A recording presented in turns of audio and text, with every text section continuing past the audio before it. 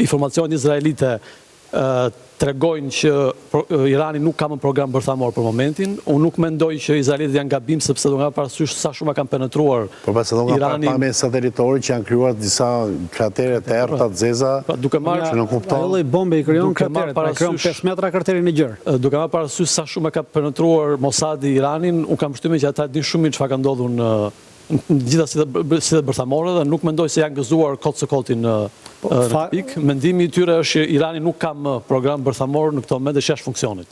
Fakti që izraelitët kanë bombarduar sot gjatë gjithë ditës komplet rrugën që lidh, rrugën që të çon për në Fordo, për mos të pasur asnjë vëzhgim, për mos bërë asnjë lloj, për mos dhënë rezultatet e këtyre tregon që ta mbajnë në atë që thon Shteti i Amerikës, pra që neve e asgjësuan programin. Unë nuk mendoj që Izraeli do e linte luftën ose do shkonte me idenë që ne po themi që Izraeli po lë luftën, ne po themi Amerika po lë luftrash. Po themi Izraeli me Iranin deri në sot kanë lë luftrash. Reagimi i Izraelit ishte me idenë që Irani nuk ka më program bërthamor. Dakor.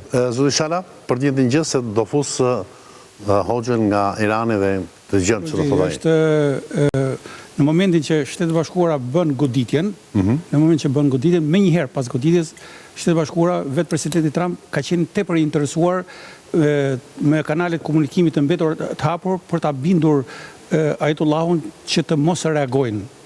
Pra, ja kanë kërkuar edhe nëpërmjet presidentit Erdogan, po edhe nëpërmjet kanaleve të tjera kanë qenë në komunikim në mënyrë që të mos reagojë egërsisht, është ideja. Ku është Ajatullahu, se nuk gjendet?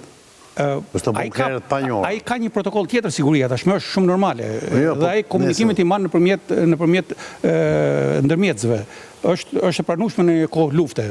Dhe çfarë ndodhi? Ndodhi ajo që vetë presidenti Trump priste një reagim, se nuk është se nuk priste, derisa pat reagim edhe kur vra Qasem Sulejmani u goditën 2 baza, pritet goditja e bazave. Po këtu gjithçka do të varej serioziteti i sulmit, apo nëse këtu nuk ka një konflikt të kontrolluar, do të varej shumë nga numri viktimave që do gjendet. Deri tash bëhet fjalë që nuk ka viktima. Po pse do sulme pa viktima? Ka një gjë që lëviz. Po para komunitetit,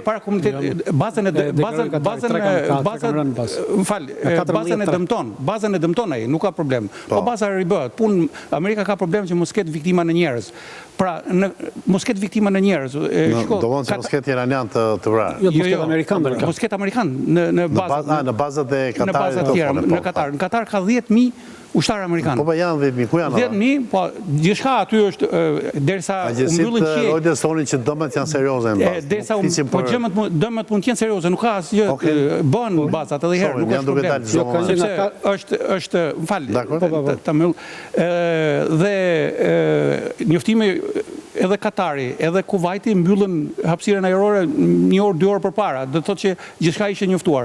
Unë them që me kaq sa ka ndodhur, presidenti Trump do jetë i kënaqur. Edhe në konferencën e shtypit që ka dhënë para disa minutash para diçka se të vim ne këtu në emision, ai nuk është marrë fare, as nuk ka trajtuar këtë çështje pra sulmin në Katar. S'ka ndodhur akoma sulmi. Po s'kishte ndodhur. Ne japin sikur ishin njoftuar mbyllja e qiejve nga 14 raketa që lëshon iranianët, vetëm 3 kanë rënë në bazën Aludej.